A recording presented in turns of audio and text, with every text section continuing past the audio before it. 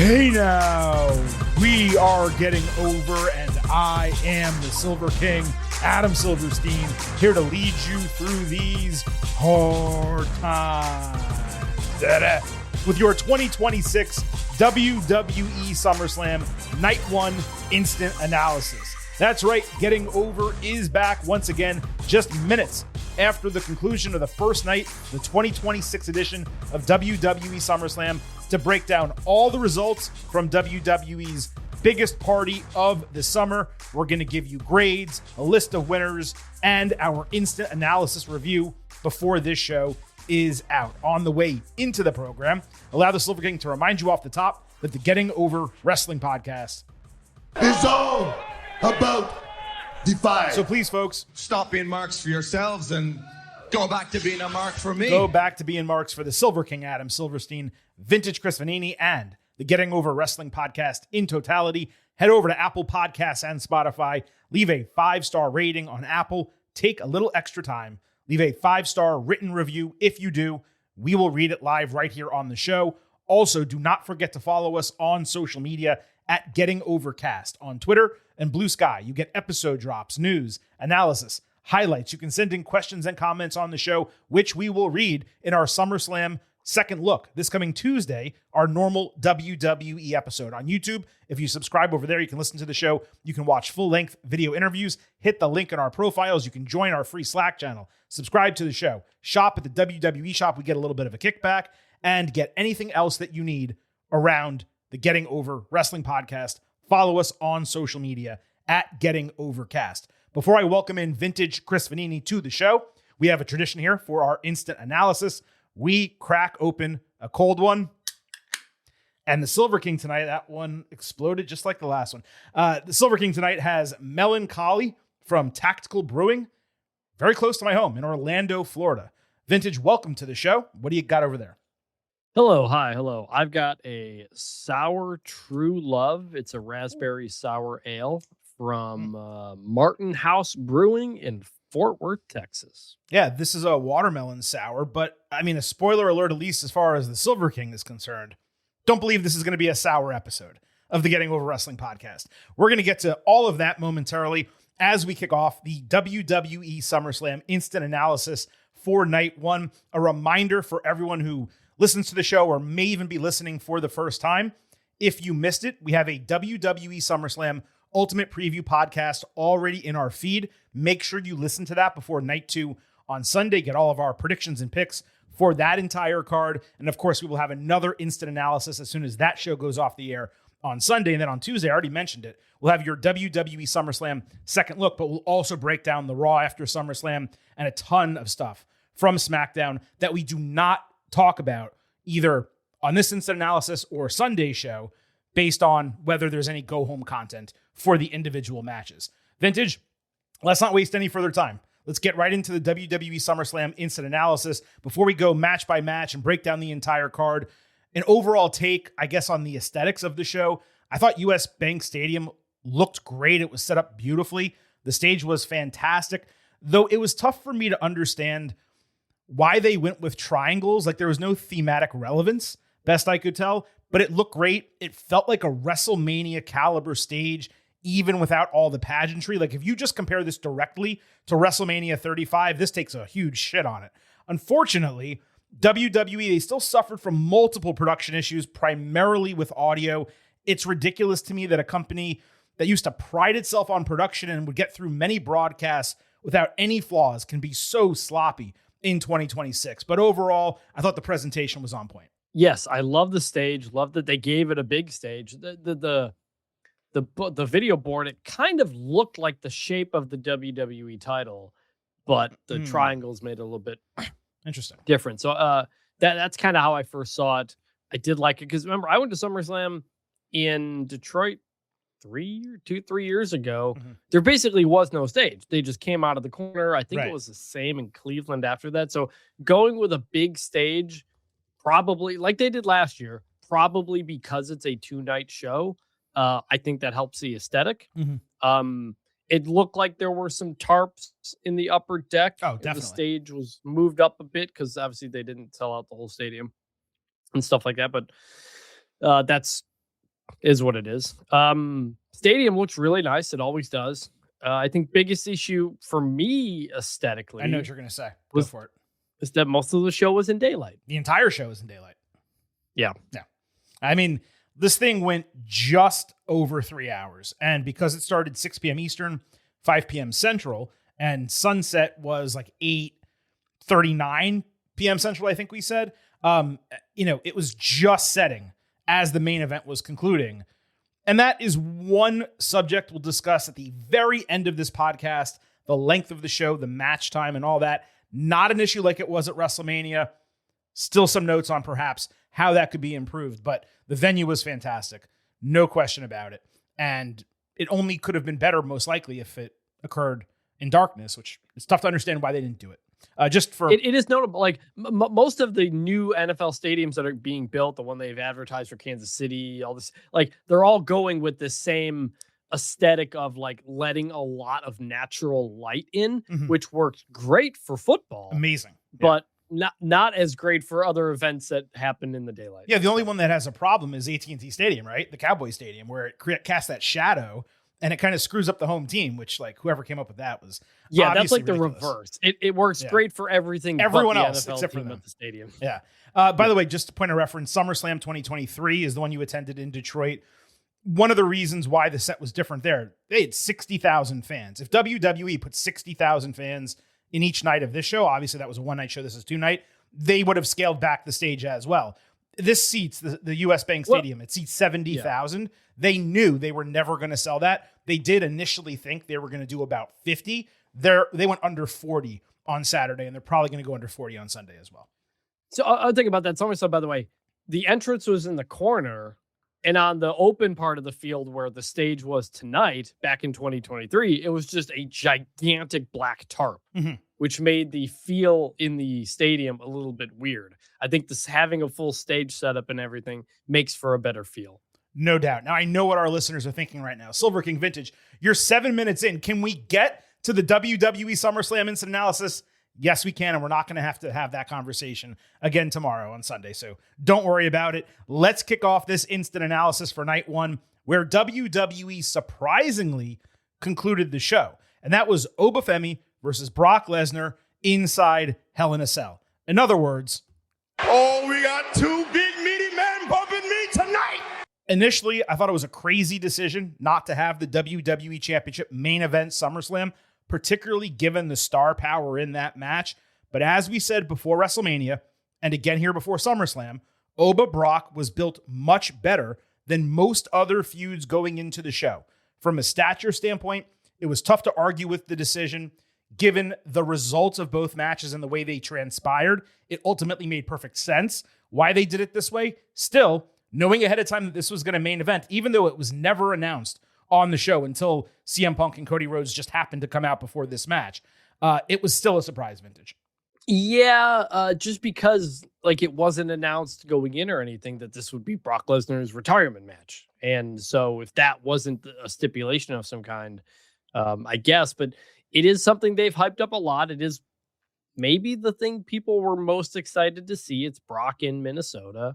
And given the results we predicted for the rest of the show, doesn't ultimately surprise me that much. Indeed. Now, the Countdown Show spent a decent amount of time talking about Femi not taking the World Championship opportunity he earned at King of the Ring. By the way it was addressed, I'm just clarifying, they are now saying he did not defer the opportunity. He just skipped over it, assuming he would get another one. And that makes the booking of this more uneven, but we discussed that before. We don't really need to spend time on it now. Oba entered first, looked like $1 million. Actually, looked like $1 billion. Brock got a delayed entrance as the last man out, the veteran main eventing in his hometown, which made sense as Build hometown, of course. I think he's from South Dakota. Lesnar looked great. Femi was announced at 302 pounds. I thought his official weight was literally 303, and Lesnar was 304, so someone messed up there. Paul Heyman, of course, stole the microphone to announce Lesnar, noting that he was fighting out of the University of Minnesota. That was a great touch. Michael Cole also correctly referenced Brock's record in Hell in a Cell, 2-0 over The Undertaker, and he referenced both Here Comes the Pain and Taz, the person who would say that. And with the cell lowering, the fire flicking around the ring, this sure as shit felt like a main event. Reinforce the ring post. The beef's going to be flying tonight, gentlemen. It was like when Oba was waiting in the ring for a while for Brock to come out. Eventually, they just had the camera on Oba's face for like 20 seconds. Mm-hmm. And then eventually they turned the lights off for Brock's entrance, but it's not fully dark because you're in the daylight. Right. So that was that. This also, we got the video package going into this match. Thank you. Mm-hmm. Great to have that. Having it after 3-4 minutes of commercials was a little annoying, but it's a whole other issue. But when Brock comes out in elbow pads, I'm like, okay, he's going to be put through something here. That's very clearly there for protection. And that was my sense as this match began. It was also a callback, which I'll reference a little bit later, but blistering pace from the start with Femi landing multiple running European uppercuts. He took and sold 2 German suplexes. After Lesnar immediately landed a third, he rolled through and basically hulked himself up. They quickly moved ringside with Brock hitting a 4th German suplex, Oba chucking him through a table that was leaning against the cell. Lesnar marked him with 3 massive shots to the head using the steel steps.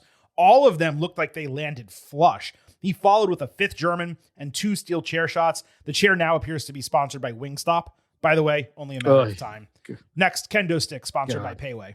Femi countered an initial F5 attempt with an almighty spinebuster. The match already had exceeded the prior 2 in length. After 2 more running European uppercuts, Oba again prevented F5 with a chokeslam and hit most of his toss slam. He didn't have a full grip on Brock, didn't get it all the way, but then he landed fall from grace for a false finish. Because they ran a replay, WWE missed Brock doing the sit-up spot, calling back to his match with The Undertaker. Lesnar hit 3 consecutive F5s for a false finish, with Femi rising like it was almost nothing after the first and second, but obviously not the third because there was a fall attempt. Brock hit 3 more lemon pepper chair shots and then literally stomped a hole into the canvas, peeling it back and then removing a full sheet of foam padding. He pulled Oba down from an F5 setup into a tombstone pile driver onto the wood, crossing his arms like The Undertaker for a false finish that sent the crowd into a frenzy. Ah! Yes!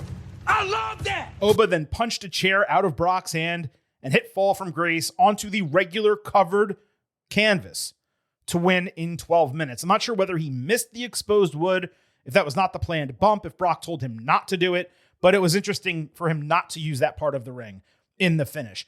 That was literally the only real note I had for this match, other than a desire to see a bit more violence and have it go a tad longer, considering it was the main event. And these are the 2 meatiest guys in the entire industry. With Lesnar just turning 49, I legitimately don't know how much longer he could have gone. Perhaps some color would have added to the intensity and violence, a word WWE used twice to build this match. Regardless of any of that, though, this was an absolute banger and something that you want to see from a Hell in a Cell rubber match between these guys. The stipulation was used more as confinement rather than anything else. It did not play much into the match. They didn't take a bunch of shots into the cell or the cage wall, whatever you want to call it. That differentiated it from many prior cell matches, including the last one. It reminded me a lot of the Triple H Undertaker Hell in a Cell match, where it was mostly a regular wrestling match, but the cell prevented them from escaping the structure or doing anything, outside the ring into the announce desk or into the crowd or anything like that.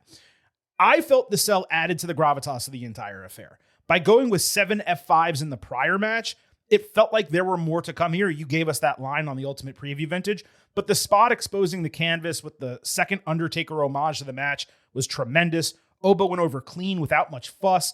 He looked like an absolute monster, being able to power out of all those Germans, all those F5s, and a perfectly executed tombstone. Credit to Lesnar.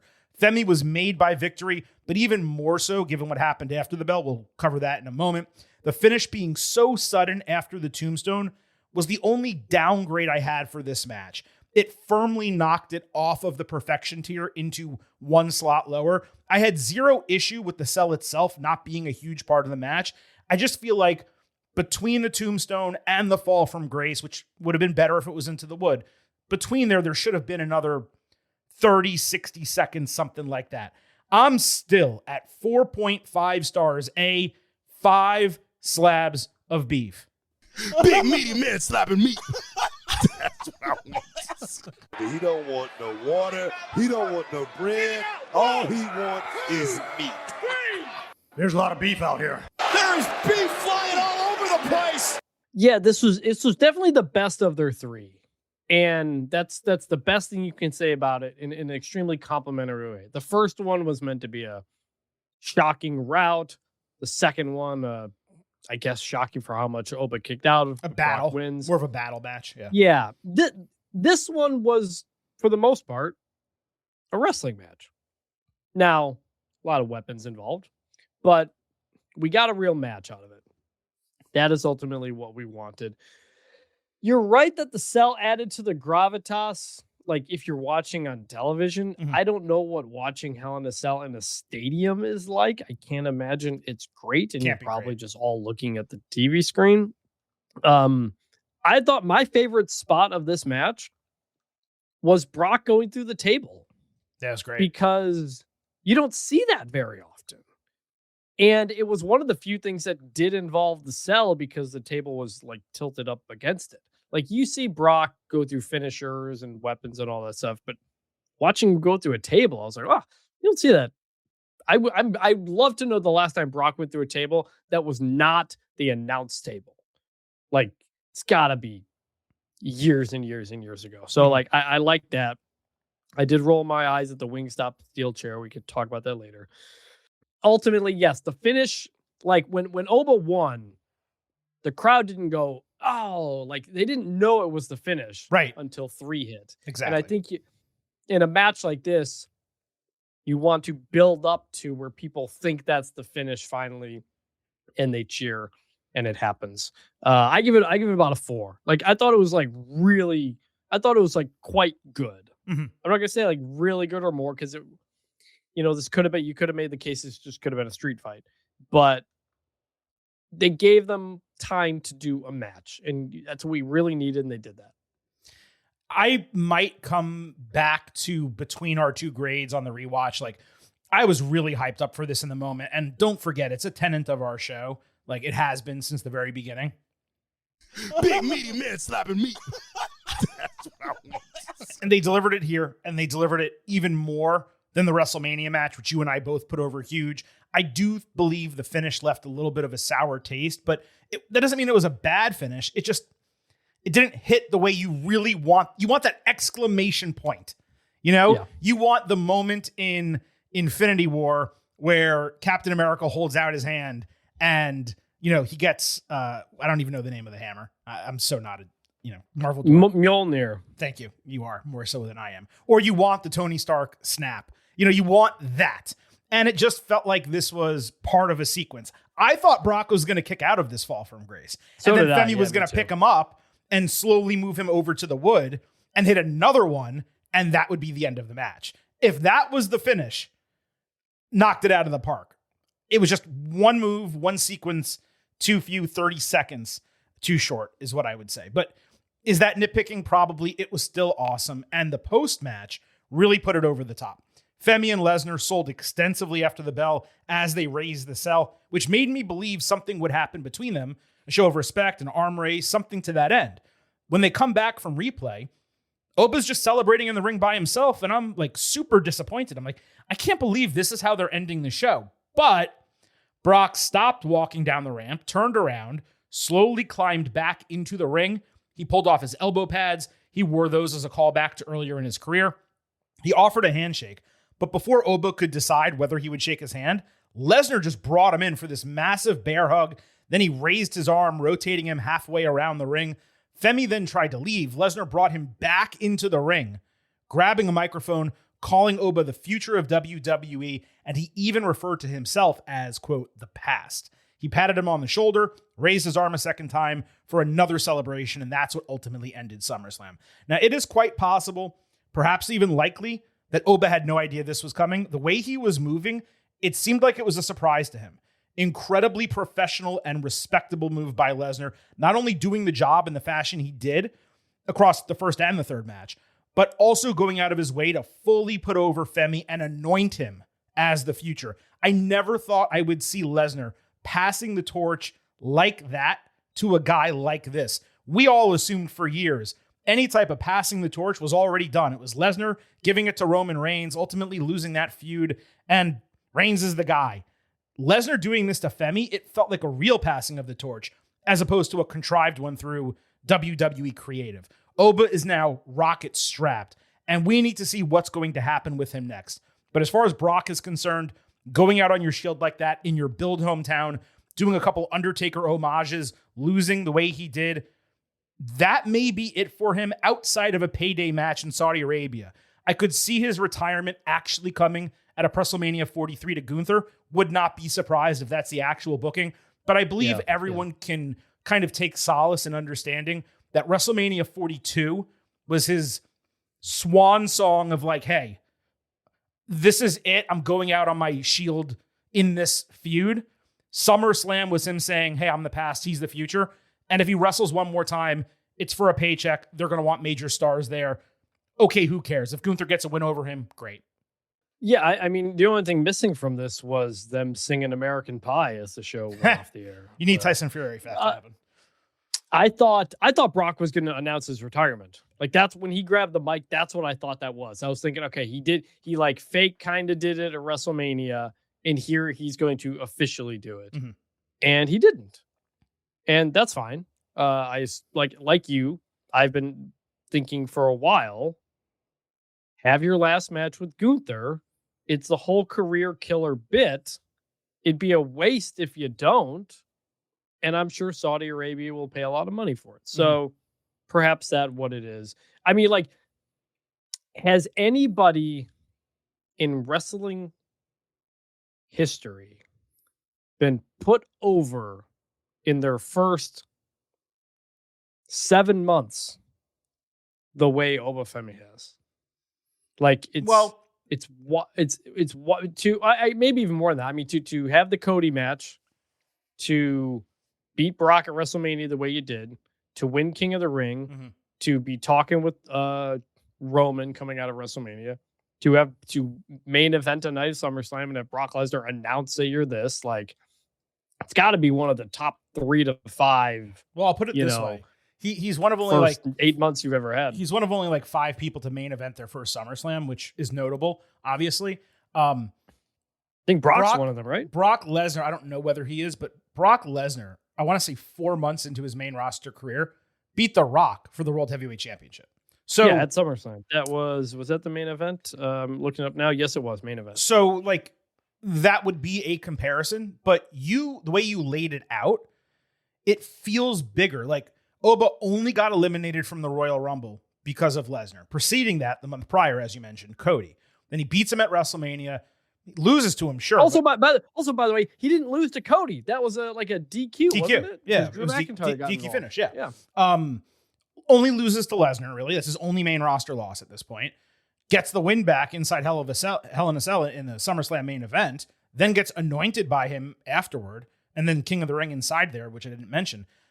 I mean, it's got to be up there, man. Like, for first 7 months on a brand, for the men especially, yeah, I think this might be it.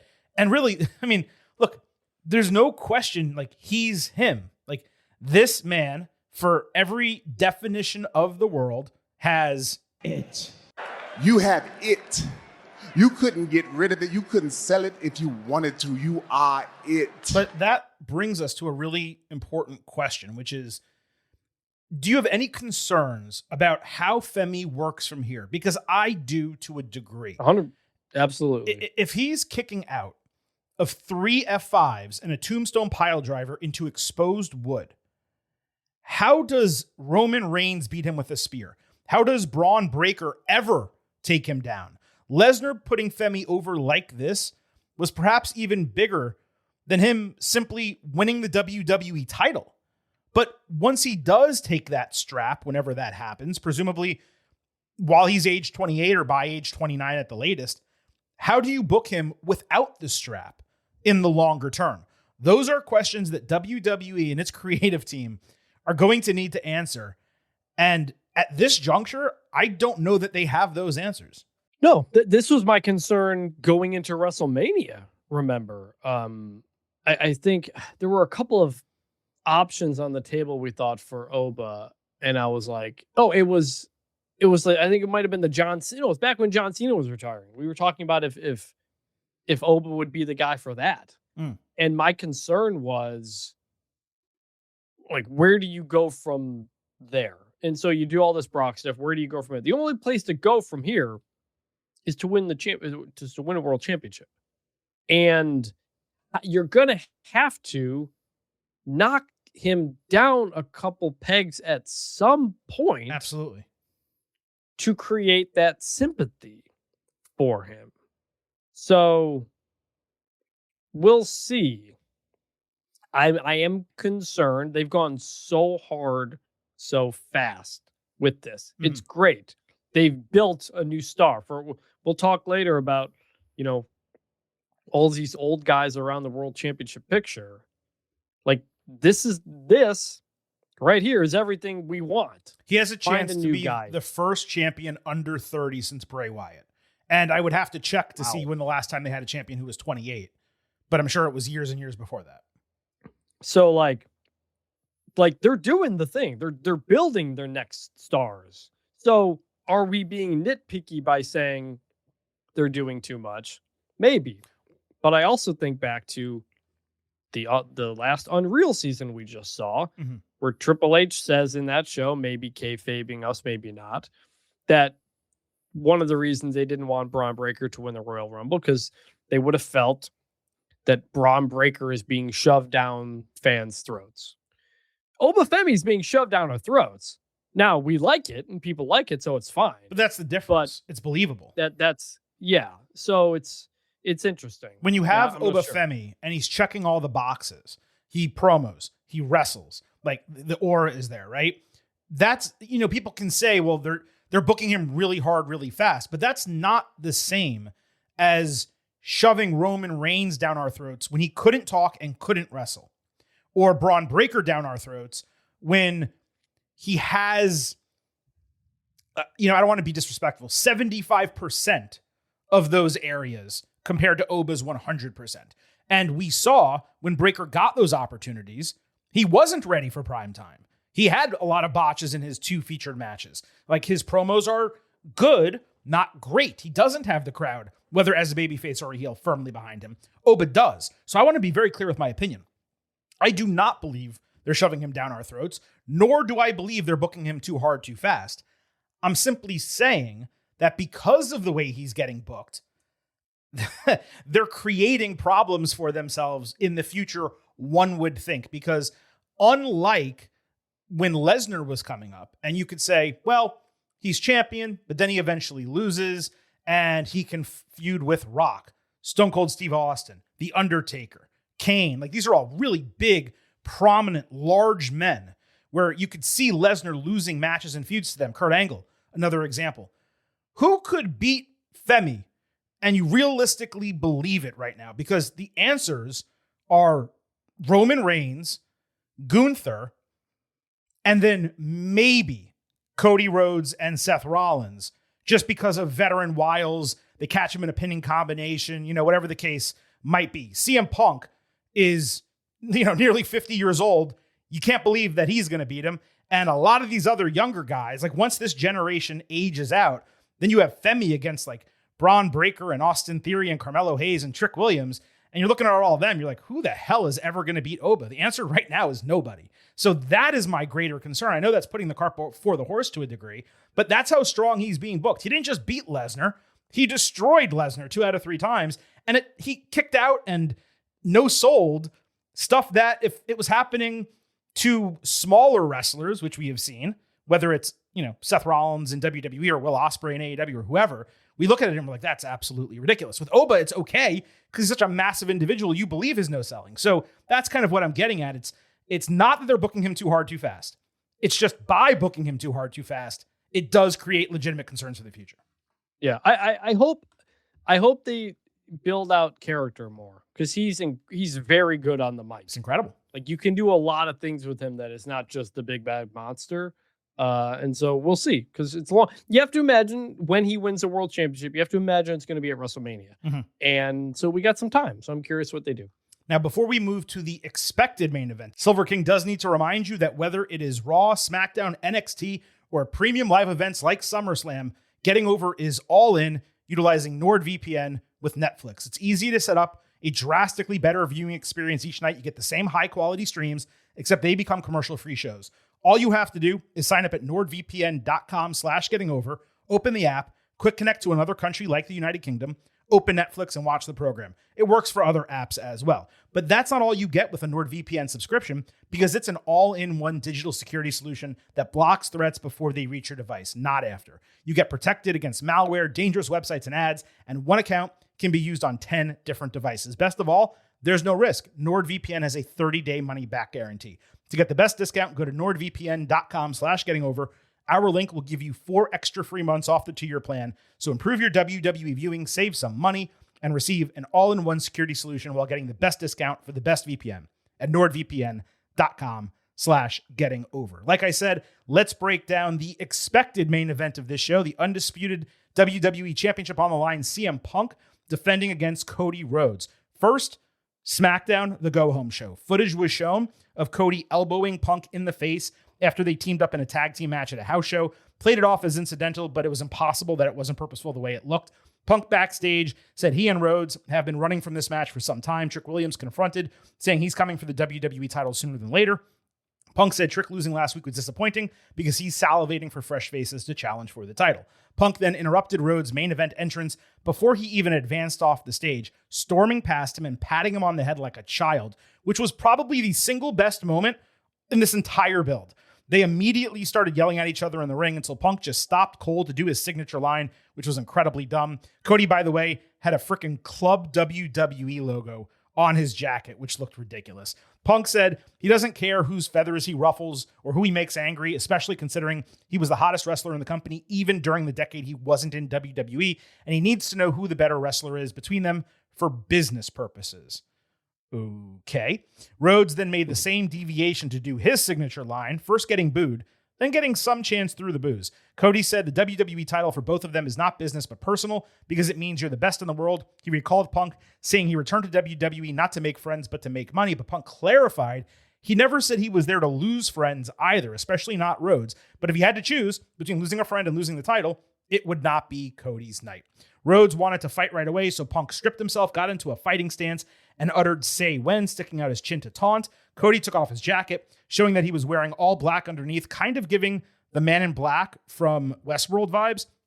And it first looked like he would refuse to swing, but he ultimately kicked off a brawl that led to a full pull-apart, including an exchange of punches standing atop the announce table. Quite ironic that I mentioned on the Ultimate Preview how there had not been a single pull-apart brawl in the lead-up across any major feud. And literally, the last segment before SummerSlam, we get one, a pretty well-done pull-apart brawl at that. While the opening pat on the head was terrific, the confrontation leading into the brawl, for me, it left a lot to be desired.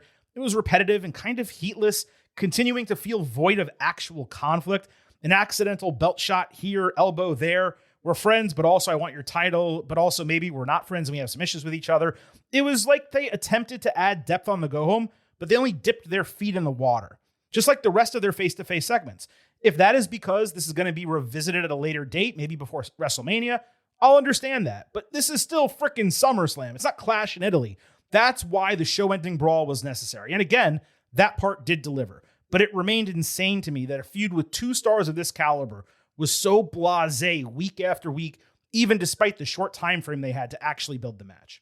It was like, okay, but it still lacks an actual story of why these two guys don't like each other. And the idea of just who's better for business was just like, I don't know. Also, CM Punk wearing that puffy jacket was just incredibly distracting. It's not something you see him in very often. And given both of them have sort of like elevated hairstyles right now, there were a lot of memes going around of the two of them looking at each other, and it looks like Beavis and Butthead, which was extremely funny. But yeah, it was like, okay, like they put in some more effort, but the story from the beginning just lacked a foundation. Exactly. The match began with a Street Fighter select screen introduction, which I know is promotion, and it may have pissed off some people, but as a huge Street Fighter fan from back in the day, I loved it, especially going with the Street Fighter 2 Turbo screen, which is the greatest game in the entire series. Cody also emerged on stage to Guile Street Fighter music, and he wore a Guile character stylized skull helmet with the blonde hair and everything. He also had Guile Street Fighter gear with camouflage, Punk got another long ring walk entrance with Cult of Personality not starting until after he screamed it's clobbering time. In both cases, the fan reaction was reduced because they're not given a chance to pop for the entrance music initially hitting. These are two of the best entrance themes. You could argue they're the two best entrance themes in all of WWE. And by virtue of the way they kind of booked it together with the first Street Fighter promotion and then needing to do the walkout for Big Match Punk, which is apparently his new thing, I'm just not a fan of it at all.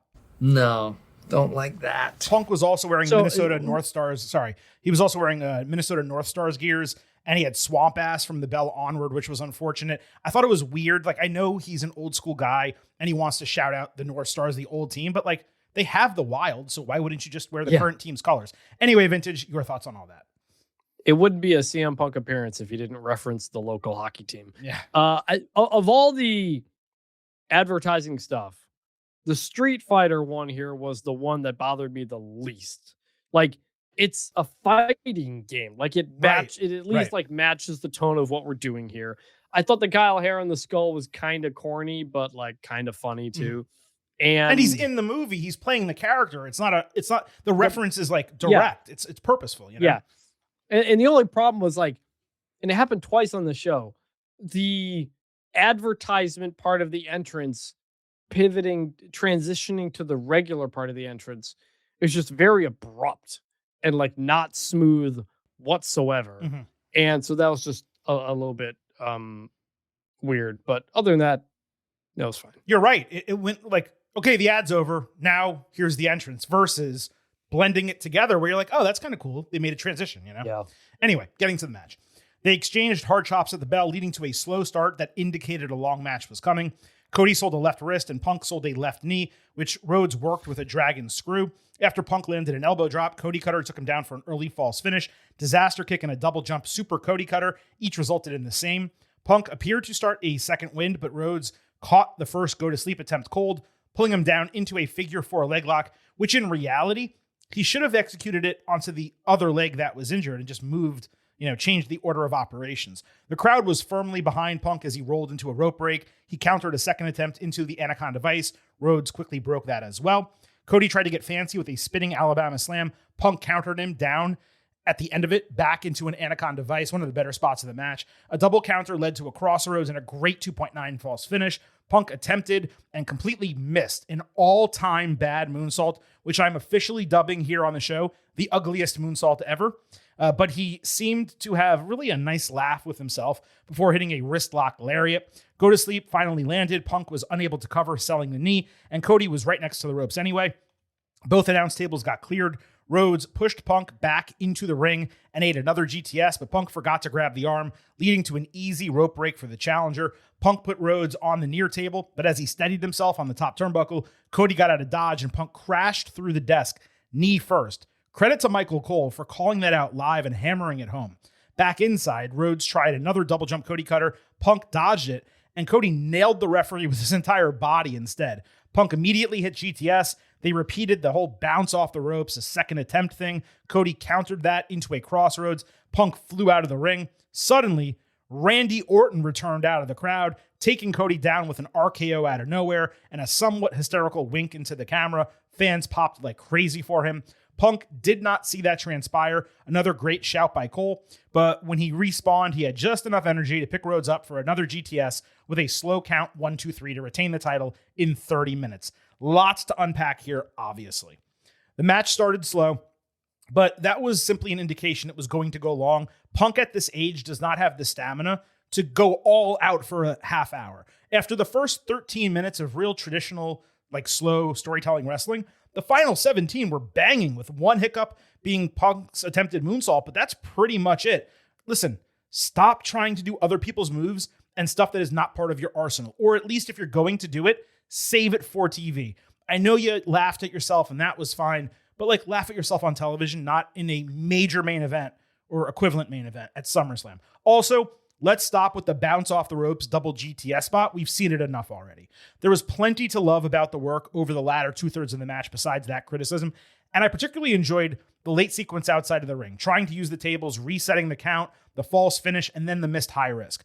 Personally, I'm not a fan of there being interference like we got with Orton in the main event of a major pay-per-view, but perhaps that was part of the reason why this was not the main event, despite being for the WWE Championship. Combined with a lackluster build, maybe this truly was just the first chapter in a longer 12, 18-month Cody Punk feud, which can now be saved for a later date because Rhodes is going to have to rehash his issues with Orton. They certainly left plenty on the table for this to continue, and yet it was a classic old school wrestling match, heavy on storytelling, a little bit less emphasis on spots. I still loved it.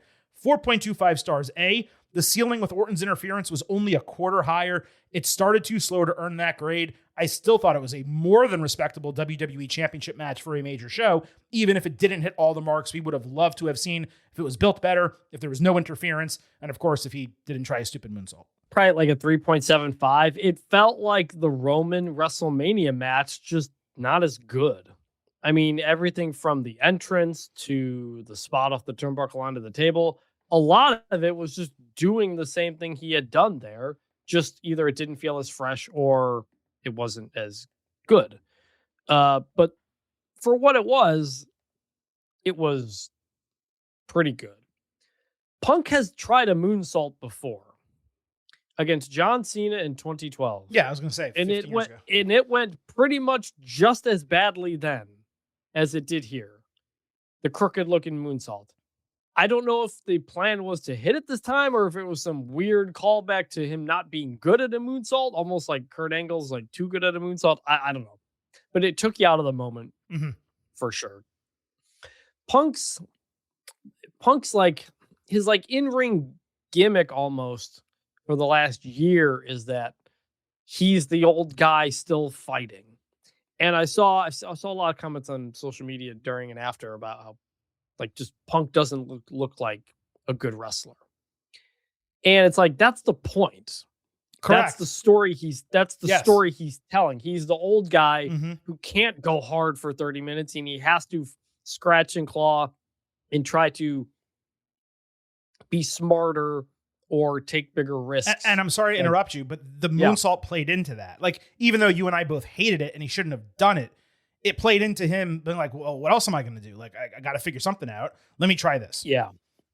Yes. So, like, that's why, like, I thought Punk was better than Cody in this because he tells a story with the way he wrestles. And Cody didn't as much here, like, compared to the way Roman did at WrestleMania. My other criticism of this, Michael Cole was pretty good on the night. I know you thought he was really good.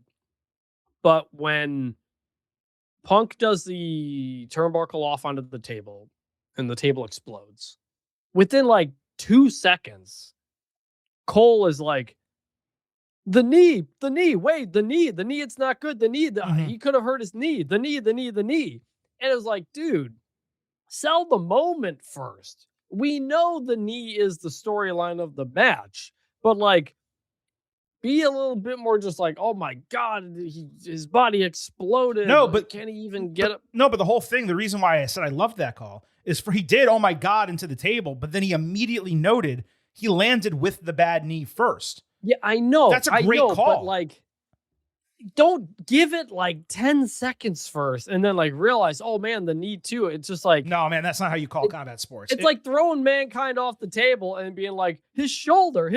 No, like, no. Okay, I got to disagree. Crazy spot. It was a crazy spot. And it to me, it undersold the spot by just talking about the knee. I don't know if CM Punk is even alive at this point. I'm not thinking about his knee at this moment. Give it like 10 to 15 seconds. I mean, maybe like, I'm not going to tell you that you're straight up wrong, but what I will say is, look, I am not an MMA fan at all, but for a variety of reasons, I've had to watch a lot of MMA over the years. That is how it's called. Like when something like that happens, they immediately point out the thing that's been getting worked on that was injured, even if it was a crazy, awesome like spot in the match. No, it was, oh my God, the knee, you know?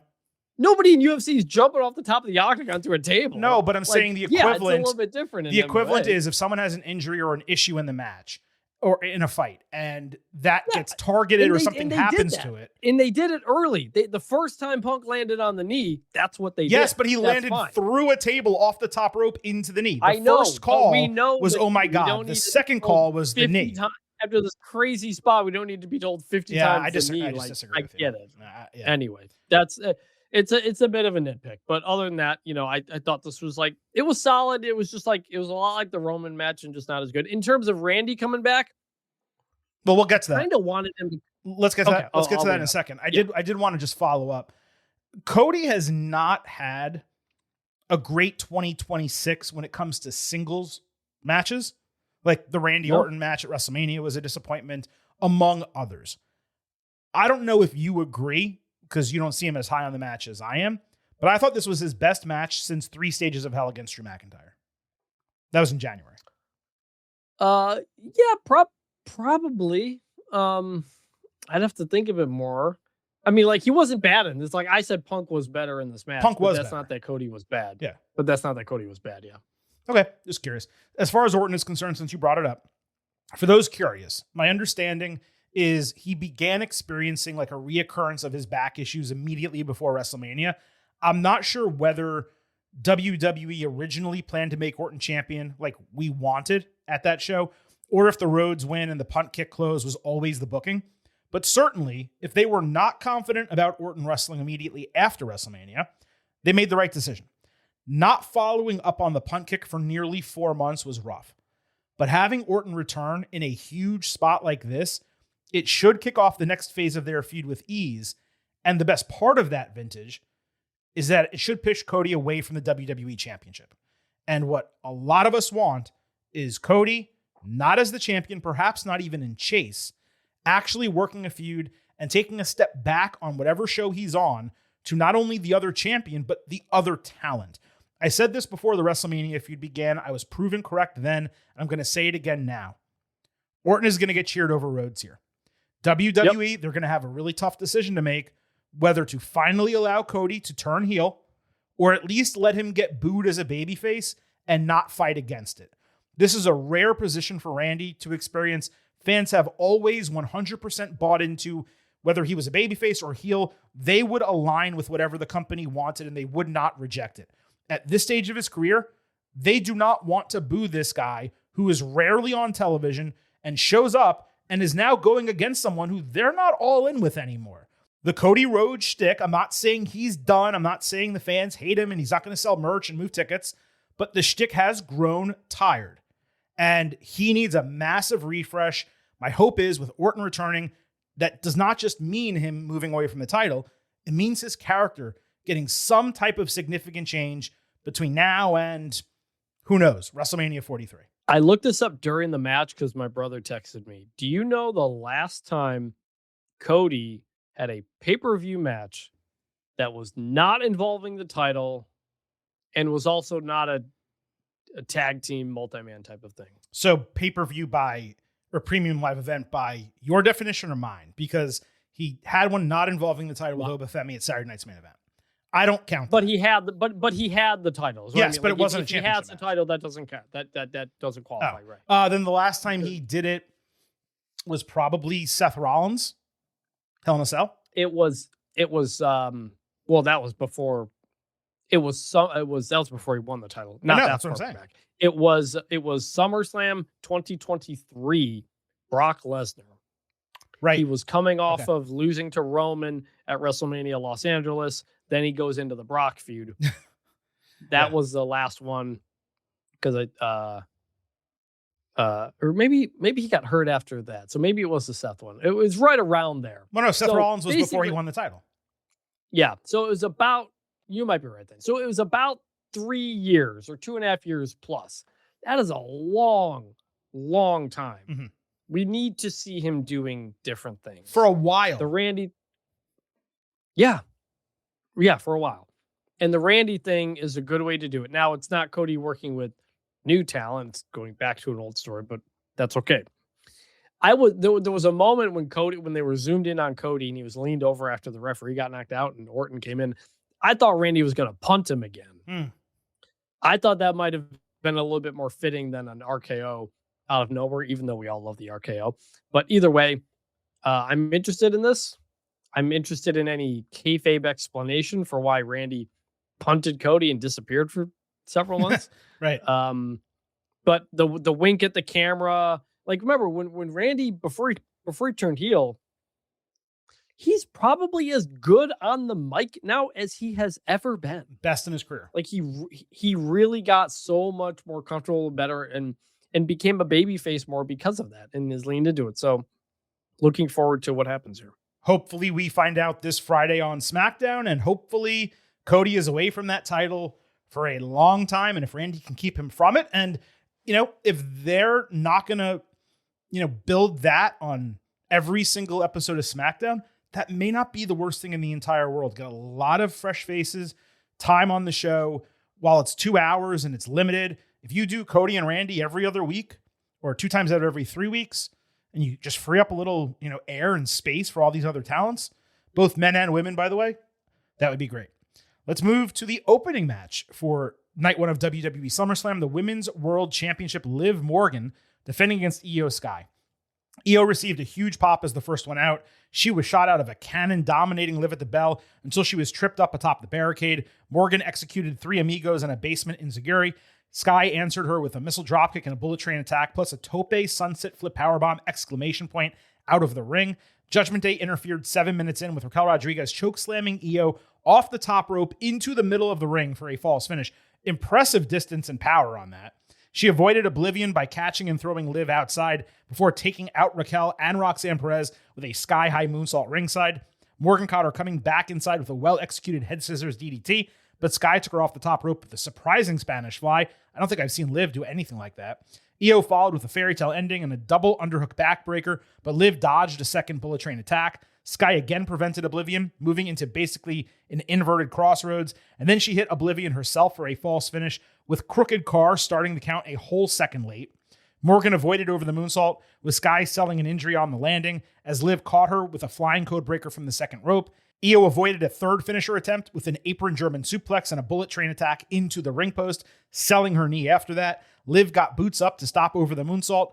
Then she flipped out of Oblivion. Io did. She took a code breaker. She bounced off the ropes, and Liv chased her to them for Oblivion to retain the title relatively clean, considering the interference came much earlier in the match. The only critical note I had on this is that Io first sold the ankle when the knee had been part of her character storyline since before Crown Jewel. And then when she flipped out of Oblivion, selling the knee probably should have been part of the finish to protect her a little bit more. You may consider those nitpicks, and that's fine because the match was fantastic. Io was outstanding. Liv matched up extremely well, and this was far better than their Queen of the Ring final, which was to be expected. I'm not going to thumb my nose at 14 minutes. 17 would have been nice. Some of the sequences could have breathed a little bit more. Liv retaining was expected and predicted by us, and beating Io in this manner should kick her championship reign into gear nearly 4 months after it started. This was an extremely well-booked and well-executed match, getting the interference out of the way early, allowing the company's best wrestler and a woman who has made major strides the last few years to show out and kick off SummerSlam with a bang. The finish was outstanding in its own right, and Liv is still undefeated, moving to 3-0 at SummerSlam. Again, I just wish Io's knee was a larger part of the story because they had spent so much time talking about it. 4.25 stars A. This exceeded my expectations, no doubt about it. Yes. Also, this, like you had mentioned, another Wingstop ad with the gear that Liv was wearing, opening with that. I didn't even realize that. That's crazy. Yeah. One of the first things they say, Cole's like, the gear she's wearing, it was voted on in the Wingstop poll. Oh, that's what he wanted meant. Her to wear. Okay, got it. Yeah. I love the finish to this. The idea that someone like gets out of your finish, but you hurry up and get it again. I love that. And I guess Liv hasn't wrestled all that ton. I hadn't seen her use the code breaker nearly this much as she did here. And she does it great. And Io sells it great. Like it totally worked. Love the finish of this. Love that they got the time. And I love that it opened the show. And that it opened the show the way it did. Like this wasn't an opening. Triple H comes out and talks about something. It felt like a statement in that they opened immediately with wrestling and with women's wrestling. And it was like, we're not going to mess around here. We're going right into this. And given the many criticisms delivered by us and many other people about the women's booking, normally typical WWE, booking a card would tell you CM Punk Cody would have opened up the show. Right. But they didn't. Now, maybe was the Randy reason for that? I don't know, maybe. But we know now that WWE views the opening match as the second biggest slot on the card. And they gave it to them here, and they delivered. They absolutely did. And look, the criticism of the women's booking, it's going to continue in a major way on Tuesday's WWE episode, which will also be a second look for SummerSlam. There was a press conference after the show on the WWE post show. They've stopped doing them. Now, it was filled with, bullshit questions from, planted media, mostly, at least that's what it seemed like. There was a question asked to Paul Levesque. Like, hey, there was controversy over the women opening the show. First of all, I did not see that anywhere, nor do I understand why that would be controversial for the exact reasons you said. It was a perfect opportunity to ask him, hey, what's the shit with the women's booking over the last 3 weeks on TV and the last 3 months since WrestleMania in totality? Of course, that question was not asked when they had an opportunity to talk to the chief creative officer. But whoever asked that question about, like, why did this open the show? It's controversial. People are talking about it. I don't even know what you're talking about. I didn't see a single thing. I was looking at Twitter and Reddit and all over the place. I did not see a single post criticizing it, questioning it, anything like that. So this was a great opener. I'm glad they got the slot. 14 minutes, fine.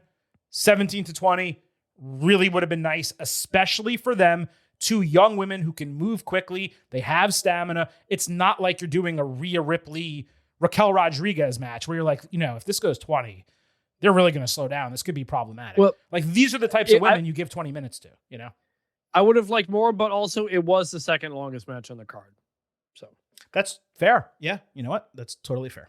Let's move to the mid-show main event equivalent. Gunther versus Nick Aldis. Oh, we got 2 big meaty men bumping me tonight. First, the go home from SmackDown. Gunther laid out Sami Zayn and Finn Balor at the end of a confrontation that opened SmackDown. We'll talk about more of that on Sunday. He said it was a joke that either thought they could be number 1 contender when he owned that title. Adam Pearce came out with security. Gunther walked down the ramp wondering what he needed to do, threatening to beat Pearce's ass if necessary. Balor and Zayn attacked Gunther from behind. They got leveled again. Then Aldis ran out from backstage, threw Gunther into the ring, and countered a powerbomb into a Texas cloverleaf, screaming, "You feel it, you feel it," until he got pulled off. Gunther then landed a huge boot to get last licks as Aldis got dragged backstage. Aldis, who got chants after that, received a promo package that featured footage of him as a champion wrestler in TNA, AAA, and elsewhere. We saw him fighting AJ Styles, Jeff Hardy, and Kurt Angle. While he said he was okay leaving all of that behind to be the best general manager he could be, Gunther changed it by pushing him too far. This lasted 60 seconds, and while it was largely what I requested on our Ultimate Preview, twice as much time would have been nice. It would have allowed them to provide details and enhance the story a little bit more. It was just too short. I figured we might get more on the countdown because they have a 3-hour show that they could fill out with a promo segment that was 2 to 3 times as long. No. Same video. For a go-home SmackDown, they absolutely should have given this 90, 120 seconds. The opening segment was great. There's an argument to be made. It was the best thing on SmackDown this week. The crowd was legitimately white hot for Aldis. He got a hero moment. Gunther looked dominant, beating up a couple guys clearly smaller than him, though he started it with a blindside. Overall, it was the best built match on the go-home SmackDown. Credit to Gunther and Aldis. Great stuff. It's probably the thing fans might have been most excited for, or second most excited for going into SummerSlam. Probably. And I love that they did the video. We'd been saying it from the beginning. If you're going to talk about Aldis as a wrestler, you got to talk about his accomplishment. And it's more than, like, Gunther for the signing ceremony did it. He's like, oh, yeah, you won the NWA World Champ, but blah, blah, blah. Mm-hmm. No, like, you got to show it. Show him lifting the TNA Championship. Show the people he's wrestled the stars. They even had a photo of him and Cody from All In on there, actually. Yeah. So I would have liked it earlier, basically a week or two prior, but this is exactly what you need to do. Like, he's a serious, legit wrestler, and more than Gunther just saying it, you got to show it, and they did. It was good. As I mentioned, this was effectively the mid-show main event. Aldis got a tremendous pop and strong entrance with a licensed Oasis song. I guess every British athlete just defaults to Oasis. He impressed early by pumping Gunther up into a vertical suplex. Gunther taunted Aldis's wife, Mickie James, and his son, who were sitting ringside, before decleating Aldis with a clothesline. He answered with a perfect suplex, receiving "You Still Got It" chants. Nice call by Michael Cole referencing the British Bulldog as Aldis landed it just okay, running power slam. Aldis avoided a big boot in the corner, working the leg to set up his finisher. He followed with elbow drops to the front and back before locking in the Kingsland Cloverleaf. The crowd went nuts before the rope break. Aldis reversed the sleeper hold. Gunther escaped with a Saito suplex, powerbomb, and hammer elbows before locking it back in.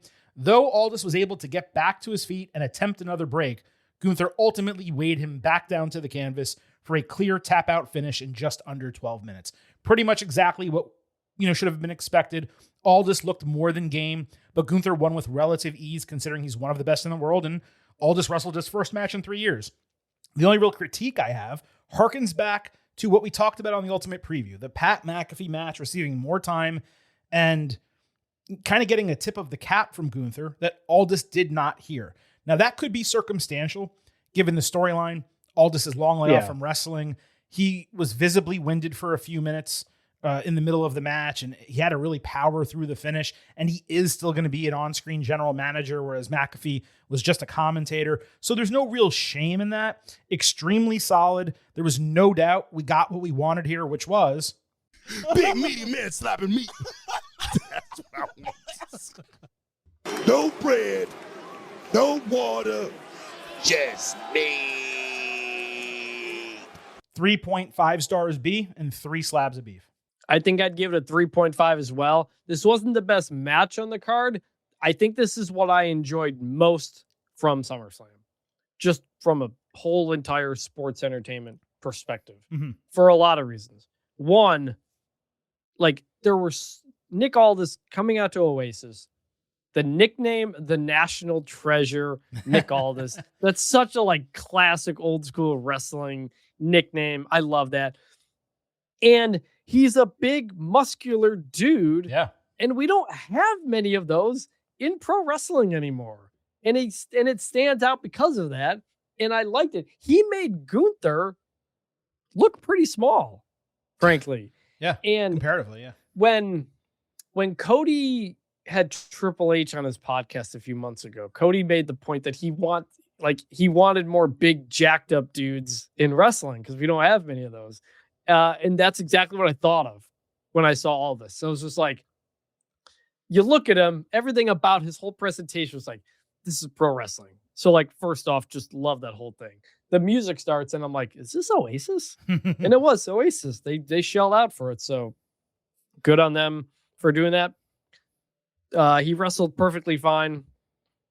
There was a point where Wade Barrett says that the first match Wade Barrett, ever had was against Nick Aldis in a pub with 10 people. And I was like, really? This is when we're first hearing of this? That's an incredible story. Yeah. Why is Wade Barrett not narrating some video package about Nick Aldis 2 weeks ago talking about this? That's an incredible anecdote there. That's just okay. So how about this? While you were talking, I looked it up.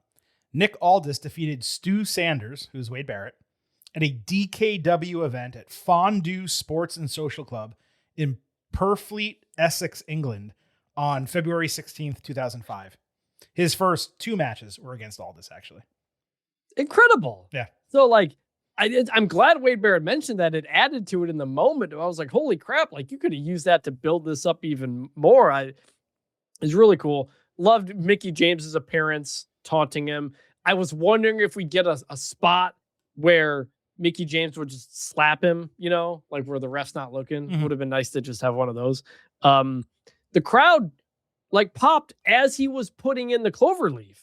So there was enough people who knew it, which was great. And the sleeper hold to finish. Tap out versus 3 arm drop. I normally I'm always do a 3 arm drop for these types of things. I think tap out makes sense for the character situation where it's Gunther versus his boss. 100%. It's more degrading for him to tap out. And that's what you're trying to get across with this match. So like I'm fine with that there. But yeah, man, I loved everything about this. Yeah, they crush it. It's a top tier 3.5 star match. Is like the best way to put it. Oh. It's exactly what you could want. 2 more things. Sure. Another sign of the year nominee.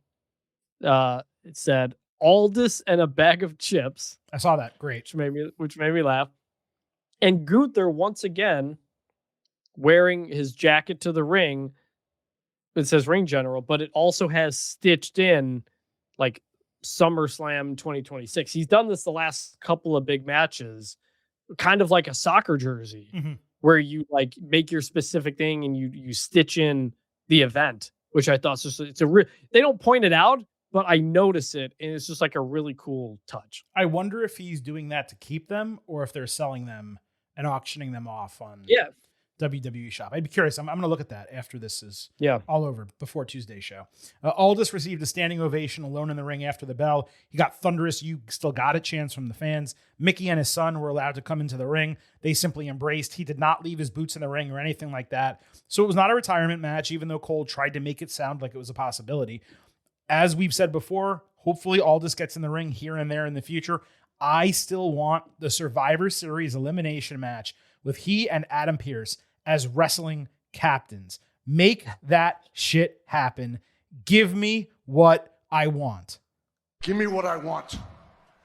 Give me what I want. Also on the post show, Aldis handed in a letter of resignation to Paul Levesque, the idea being he had already temporarily relinquished the GM role, but he had initially promised Triple H when he signed he was only going to be a GM. Triple H wasted no time ripping it up, saying Aldis was a man who was pushed too far and he handled his business appropriately. He just asked that he calm down with Gunther, call everything down the middle just like he had in the past. And then Gunther on the post show demanded that he be named number 1 contender.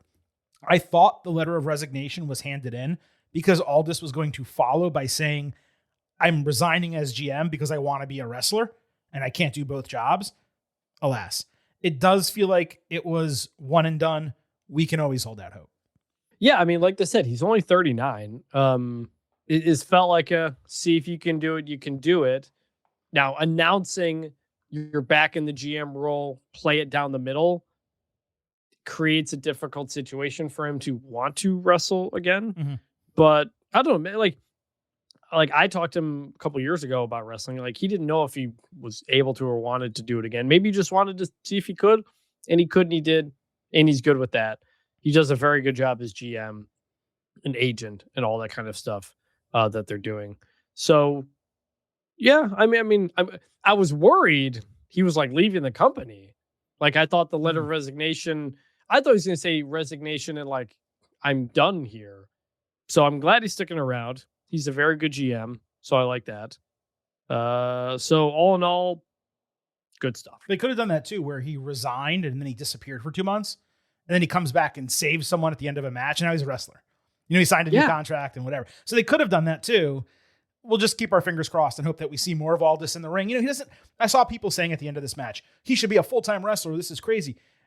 If you look, Nick Aldis is a good wrestler, but you also just saw, yes, with more seasoning and more like time in the ring and whatever, he'd be a little bit better. But you pretty much saw the max of what he can accomplish. And he wrestled one of the best wrestlers in the entire world. You don't really want to see like Nick Aldis, Damian Priest on SmackDown. I promise you.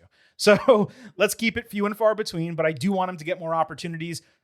Survivor Series is 4 full months away. Whether it's this year, whether it's 16 months from now at the next Survivor Series in 2027, make the elimination match happen with Adam Pearce, please and thank you. Before we move on, Silver King does want to remind you here at Getting Over, I happen to love the number 5. I hope you do as well. For $5 a month, $50 for the entire year, you can become an official Getting Overhead. Just visit buymeacoffee.com/gettingover. Sign up. You'll get bonus audio, the fastest 5 minutes in professional wrestling whenever a major television show has a crazy moment that we need to discuss as soon as it ends. We also do go-homes for every single major WWE Premium Live event. We'll do one after SmackDown. Also, you get news, analysis, editorial posts every single week on Friday. Sign up, support us, get extra content, keep the show on the air. Buymeacoffee.com/gettingover. Moving to the 2 6-person tag team matches. The first, the Usos and Jacob Fatu against LA Knight, Solo Sikoa, and Royce Keys. This was second on the card with a shoehorned Gears of War promotion that made its way onto a pretty sweet werewolf mask that Fatu wore to the ring. Ironically and idiotically, for an anti-bloodline team, the faces all wore red. Now, it was probably thematic with the Gears of War promotion, which is black and red, but why wasn't the bloodline wearing red and then the other side wearing black? To me, so dumb. Knight also got a mega pop, no surprise. Solo was amazing in the start, first running Jay's own offense against him, and then calling for the main event-ish encore himself. Fatu tagged in and completely changed the tone of the match. Keys landed top choice Royce, a bad name for an awesome twisting avalanche power slam. Knight's energetic hot tag ended with BFT countered off the ropes into perhaps Jay's best spear ever. He box jumped to the top for a superplex on Jay, but Jimmy landed an Uso splash on the landing. Solo took out Jimmy, so he clowned around celebrating. Jacob leveled him with the Impaler DDT, and Royce took him down with the ultimate spinebuster. Keys then caught Fatu running at him ringside for a power slam over the Timekeeper's barricade, which was absolutely insane. Jay landed another off-the-rope spear on Knight, again well executed, and Jimmy chased with an Uso splash for a false finish. Sikoa took out Jimmy with a Samoan spike to prevent a 1D attempt. This looked like it was a callback to the finish at WrestleMania 39, except inverted for the faces, and Knight capitalized with blunt force trauma on Jay, who had a terrific handstand sell, and the baby faces prevailed in 11 minutes. Keys accepted Sikoa's dap up after the bell, but while Knight was hesitant at first, he eventually hugged the big man who did LA's mannerisms going into the break, which completely broke LA. He started laughing.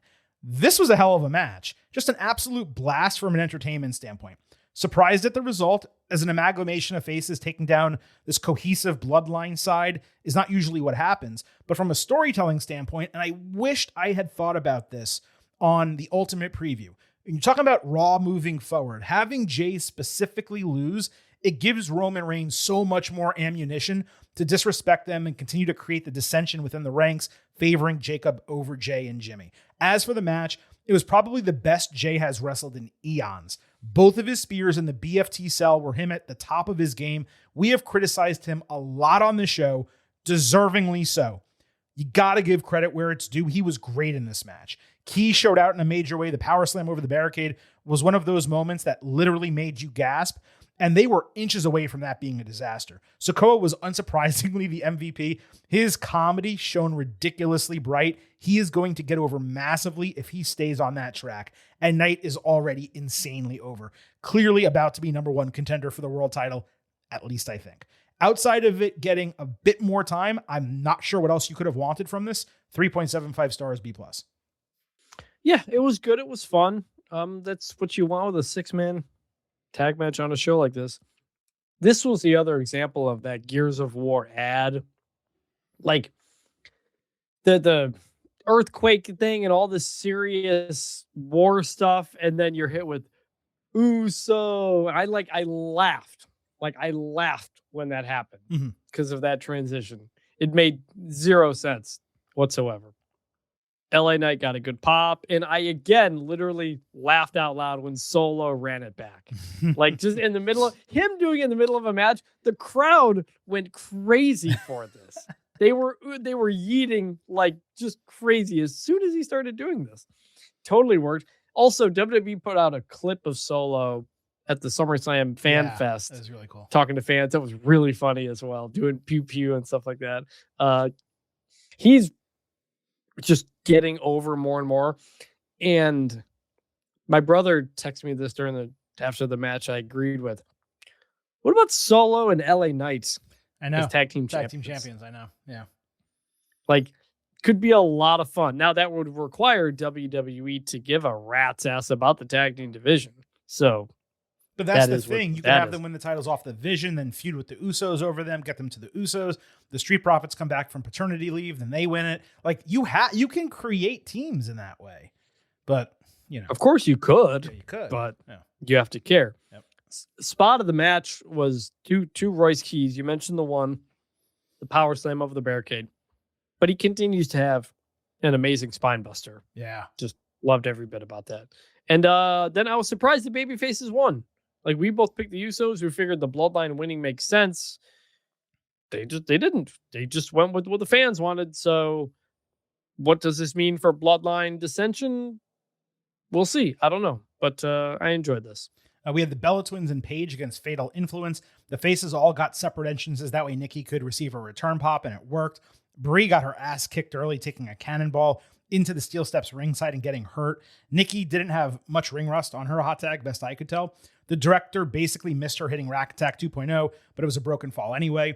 She took a huge running knee from Laney Reed before eating a tandem turnover suplex from the champions for a broken fall. Paige ultimately got distracted after hitting a sunset flip, with JC Jane landing her rolling encore finisher for the heel victory. Unfortunately, because Influence has barely gotten TV time and Jane has not been booked as a winner, the crowd was not familiar with that being her finish, so it did not rise and react accordingly to the end of the match.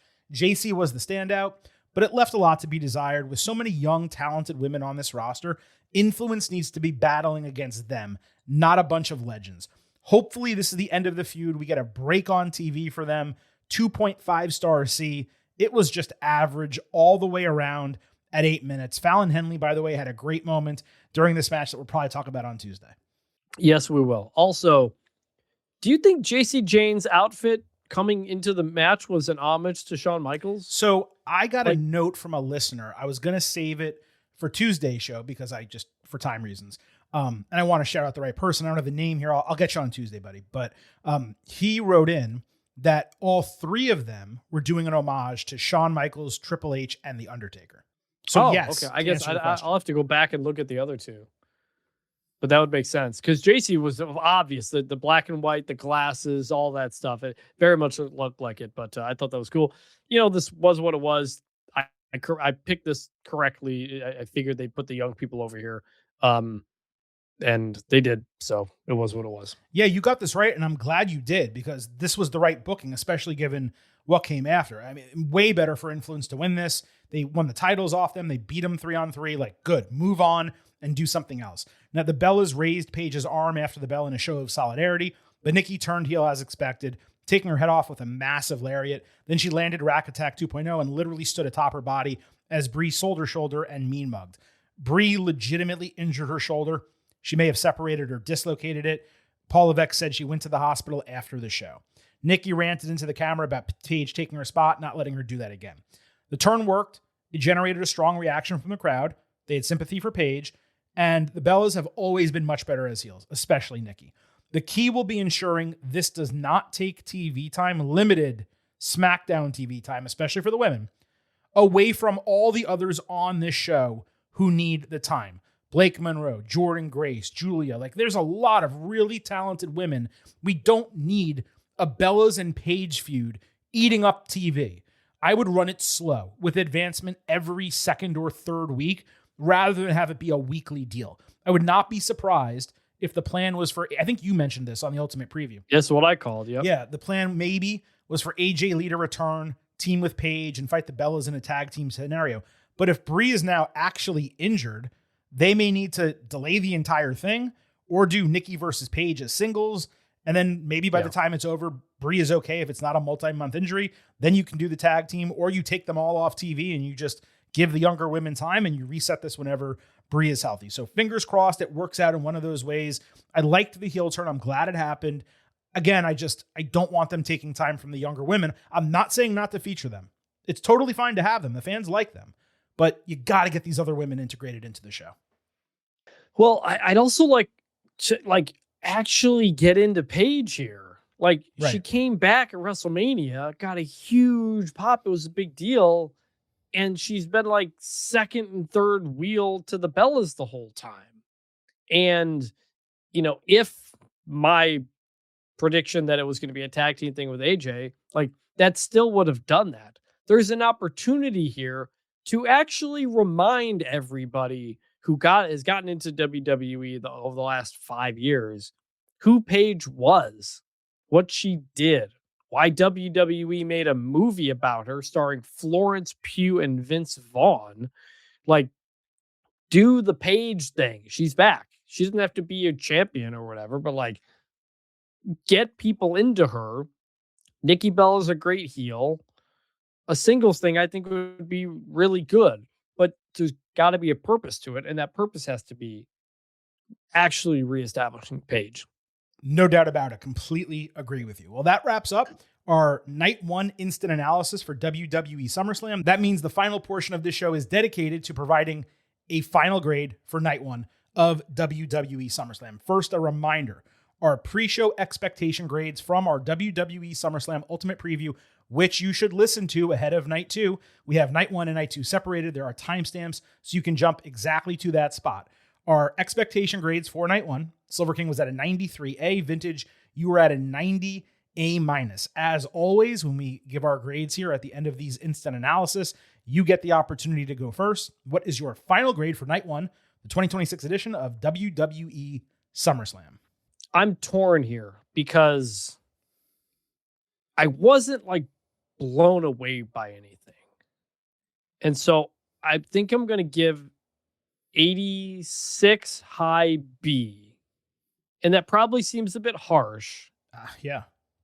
But like, I don't know, man. Like, Oba Brock was fun and a little bit different, but like, it's not some amazing thing I'm going to go back and watch. Cody Punk is not some amazing thing I'm going to go back and watch.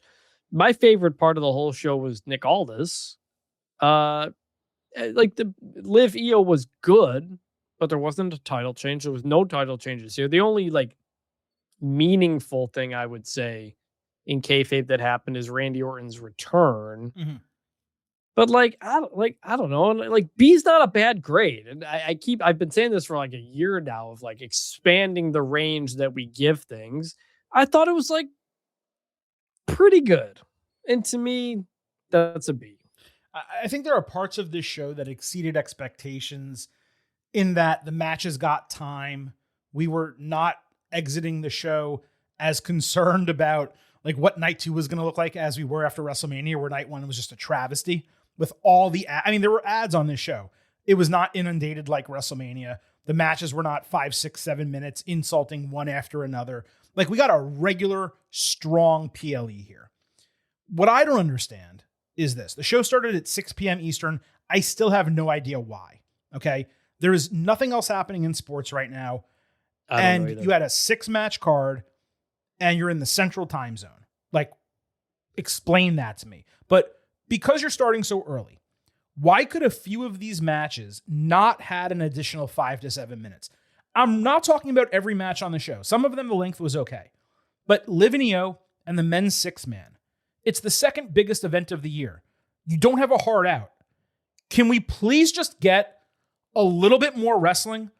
Like, is that really that hard? Is that really too much to ask from World Wrestling Entertainment, by the way? So that's my chief criticism. Look, the ads are happening. We're not getting past that. They were, as far as I was concerned, integrated just fine. Like, they're annoying. The Street Fighter one I loved. The Gears of War I don't care about. I'm assuming people who do like that game didn't give a shit about the way they did it because it wasn't anything, like didn't speak to the game. Whereas the Street Fighter thing did speak to Street Fighter, which is why I liked it so much. My point is, like, I'm not concerned about that. What I care about is the wrestling and the storytelling.